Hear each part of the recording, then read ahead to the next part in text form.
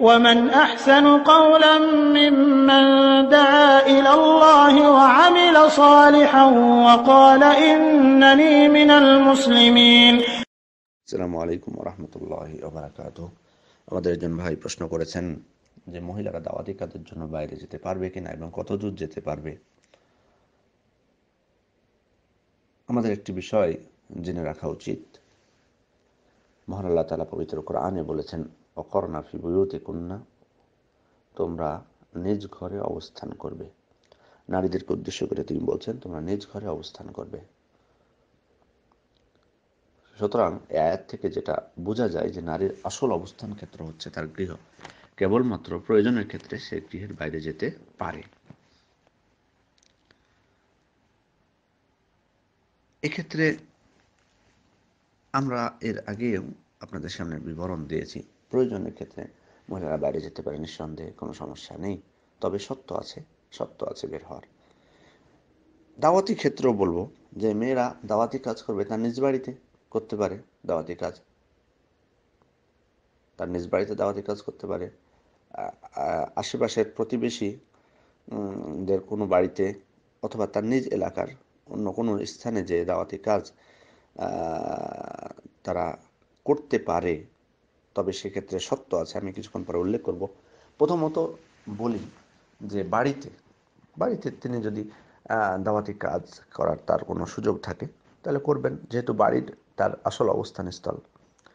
এবার হলো যে অনেক যারা দাওয়াতি কাজ করেন, যে সমস্ত মহিলারা অনেকে চাকরিজীবী হন, মাদ্রাসায় শিক্ষিকা বা স্কুলের শিক্ষিকা। এক্ষেত্রে তিনি তার যে প্রতিষ্ঠানে তিনি চাকরি করছেন সেখানকার নারীদের মধ্যে তিনি দাওয়াতি কাজ করতে পারেন। আমি তো গতকালই বলেছি আপনাদেরকে যে একজন শিক্ষক ছাত্রদের মধ্যে এটাকে দাওয়াতের ক্ষেত্র হিসেবে তিনি গড়ে তুলতে পারেন।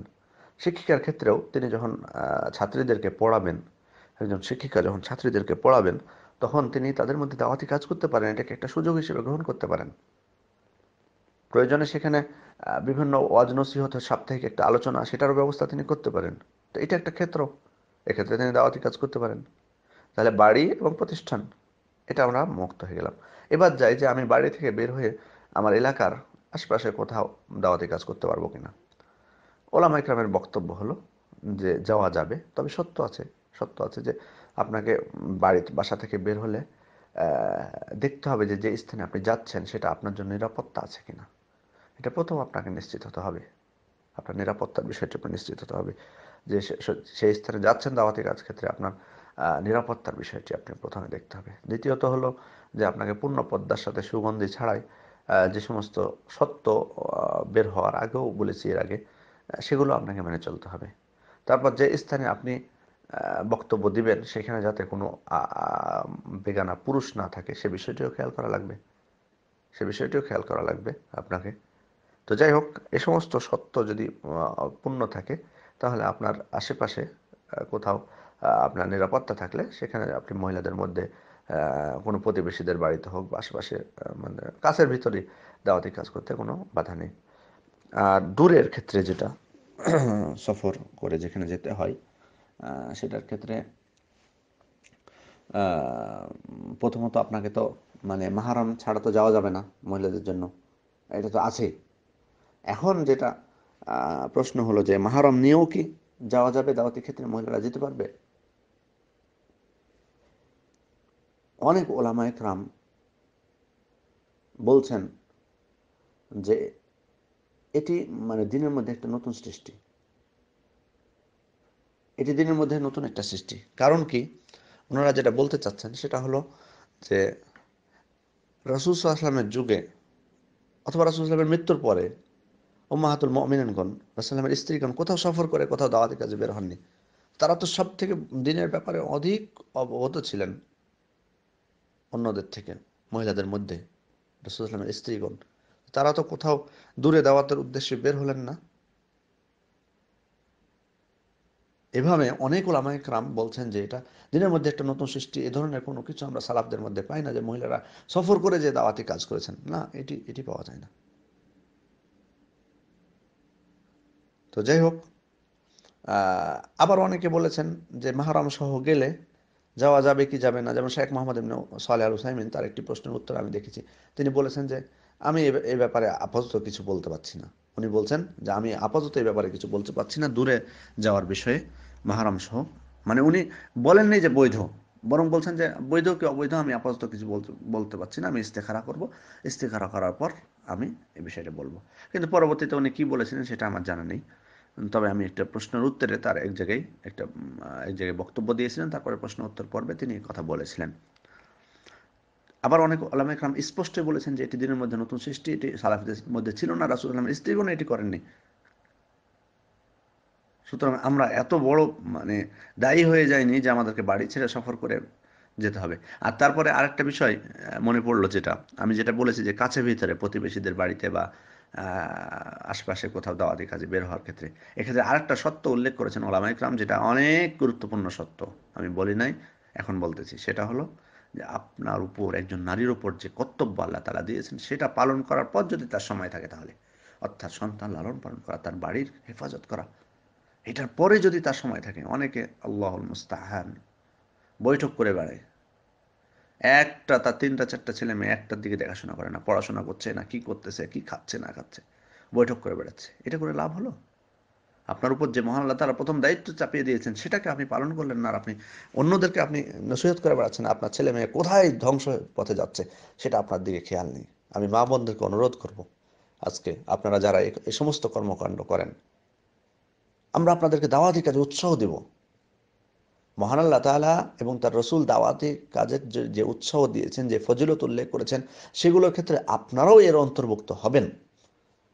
কিন্তু কিন্তু আপনাদের উপর যে অর্পিত দায়িত্ব রয়েছে, যে দায়িত্ব আপনাদের উপর অর্পণ করা হয়েছে, সেই দায়িত্ব আপনাকে আগে পালন করতে হবে। আজকে আপনাদের অনেকেই সন্তানদের প্রতি আপনার খেয়াল নেই। আমি তো বক্তব্যের মধ্যে উল্লেখ করেছি, বক্তব্যগুলো শুনে নেবেন। সন্তান লালন পালনের ক্ষেত্রে একজন মা সব থেকে বড় ভূমিকা পালন করতে পারেন। মায়ের কোল হলো তার প্রথম মাদ্রাসা, প্রথম স্কুল একজন সন্তানের। সুতরাং নিজ সন্তানের প্রতি আপনার খেয়াল নেই, কোথায় যাচ্ছে, কি করছে, পড়াশোনা করছে কিনা, ঠিকভাবে নামাজ আদায় করছে কিনা, আর আপনি অন্যদেরকে উপদেশ দিয়ে বেড়াচ্ছেন, বৈঠক করে বেড়াচ্ছেন। তো এই জিনিসটা কিন্তু ওলামা ইকরাম উল্লেখ করেছেন, যারা যারা বলেছেন আশেপাশের ক্ষেত্রে, আর দূরের ক্ষেত্রে তো বাদই দিলাম। সুতরাং দূরের ক্ষেত্রে গেলে একজন সত্যিকার একজন মহিলা বা একজন মেয়ে বা একজন মা দূরে দাওয়াতি ক্ষেত্রে গেলে তার উপর যে দায়িত্ব দেওয়া হয়েছে সত্যিকার অর্থে সেটা তিনি পালন করতে ভালোভাবে পারেন না। যাই হোক, আমরা সেই বিষয়ে যাচ্ছি না। ওলামায়ে কেরামের বক্তব্য আপনাদেরকে বলে দিলাম। আবার অনেকে বৈধ বলেছেন, যারা আছেন এই ব্যাপারে শিথিল, তারা অনেকে বৈধ বলেছেন যে হ্যাঁ যেতে পারে মাহরম সহ, কোনো সমস্যা নেই। কিন্তু আমি ব্যক্তিগতভাবে যেটাকে শক্তিশালী মনে করি সেটা হলো যারা নিষেধ করেছেন তাদেরকে, কারণ এক্ষেত্রে অনেক মাফসাদা আসবে, মাফসাদা অকল্যাণ, মাফসাদা আরবিতে বলা হয়। এবং এটাকে অনেকে বলেছেন সাদ্দু জারায়, মানে এখানে অনেক অন্যায়ের পথ খোলার সম্ভাবনা থাকে। এখন হয়তো আপাত দৃষ্টিতে আপনাকে মনে হচ্ছে না, কিন্তু এভাবে যখন বৈধ বলা হবে যে নারীদের সফর করে দাওয়াতি কাজ করা বৈধ, তখন সফর করা শুরু করে দিবে, তারপরে অনেক কিছু প্রকাশ পাবে বা ঘটতে শুরু করবে যেটা কল্পনা আপনার আসবে না। আর ইসলাম কিন্তু এই বিষয়টাকে গুরুত্ব দিয়েছে, সাদ্দুদ জারিয়া এটাকে বলা হয়। অর্থাৎ কাজটি বৈধ কিন্তু নিষেধ করা হয়েছে, কারণ কি? কারণ আর একটা নিষেধের দিকে বৈধ কাজটা একটা নিষেধের মধ্যে ফেলতে পারে। তো এই ধরনের সফর করা অনেক নিষিদ্ধ বা হারাম কাজের দিকে নিয়ে যাবে, যেটা আমরা এখন হয়তো কল্পনা করতে পারছি না, বা যারা করে তাদের মধ্যে দেখাও যায়, এগুলো ঘটেও বাস্তবে।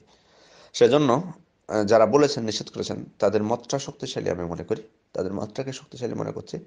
তারপরেও আপনারা অন্যান্য ওলামা ইকরামের বক্তব্য শুনবেন, যারা আমাদের বড় বড় ওলামা ইকরাম আছেন তাদের বক্তব্য শুনবেন, তারা কি বলতেছেন। তাদের কথা যদি আপনাদের শক্তিশালী মনে হয় সেটা গ্রহণ করুন। আর যদি আমার মতো ক্ষুদ্র জ্ঞানের এই ব্যক্তির কথা যদি আপনার মনে হয় যে না শক্তিশালী, সেটা গ্রহণ করুন। তবে আমি নিজ থেকে কোনো কিছু বলছি না, ওলামা ইকরামের বক্তব্য, তারা এগুলো দলিল হিসেবে পেশ করেছেন।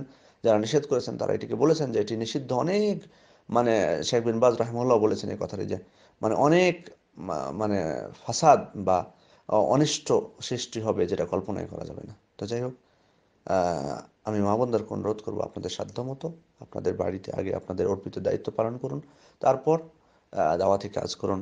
দাওয়াতি কাজের অনেক প্রয়োজন রয়েছে। আমাদের আশপাশের নারী মানে মহিলাদেরকে অনেকে নামাজ পড়ে না, অনেক দোয়া দরুদ জানে না, অনেক কিছু আকীদা সমস্যা, কুসংস্কারে ভরপুর। এগুলোতে আপনাদের অবদান রাখতেই হবে, আপনাদের পরিশ্রম করতে হবে। আল্লাহ আমাদেরকে সেই তৌফিক দান করুন। আমিন। আসসালামু আলাইকুম ওয়া রাহমাতুল্লাহি ওয়া বারাকাতুহু।